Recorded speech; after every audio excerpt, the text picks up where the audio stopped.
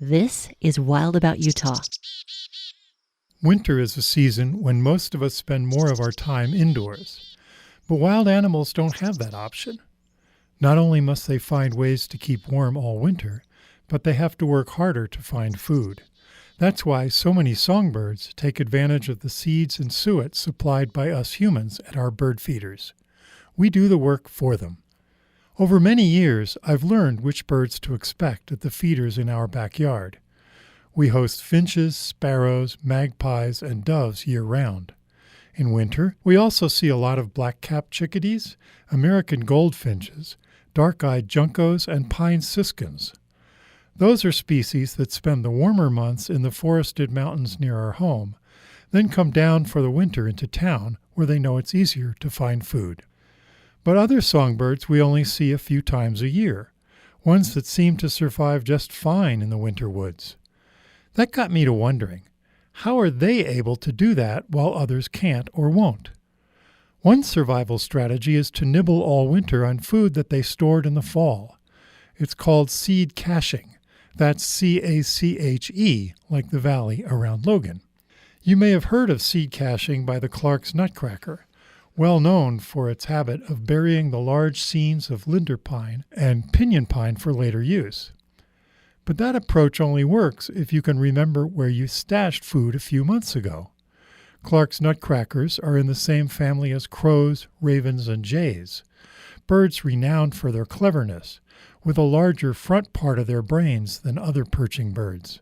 What about smaller songbirds with tinier brains? Do they have good memories too?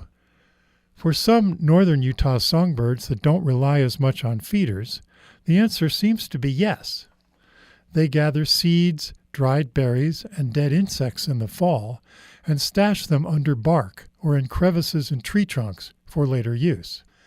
These seed-caching birds include the red-breasted nuthatch, juniper titmouse, and mountain chickadee. You might be wondering, wait, there's two different kinds of chickadee? How are they different? Well, they're pretty similar. The mountain chickadee's song and call are a bit higher pitched, and they sport a cute little eyebrow that blackcaps don't have. And despite having a brain slightly larger than a pea, they have great memories. Recently, some biologists conducted an ingenious experiment. They put radio tags on mountain chickadees, then hung out seed feeders equipped with radio frequency readers that would only open to certain individuals. That meant each bird would have to learn for itself which feeders were food sources for them. Then the scientists tracked how often the little critters would find the right feeders and how long it took them to remember which ones to visit. For most individuals, this didn't take long at all. Then the researchers switched things up, changing the radio frequency so the birds had to relearn where they could find seeds. It turned out that the birds who learned fastest the first time had the most difficulty adjusting to the change. The scientists think this shows that it's memory and not exploratory foraging that guides their feeding behavior. Mountain chickadees can live up to 9 years, a long time for such a tiny bird. Having a good long-term memory helps them do that.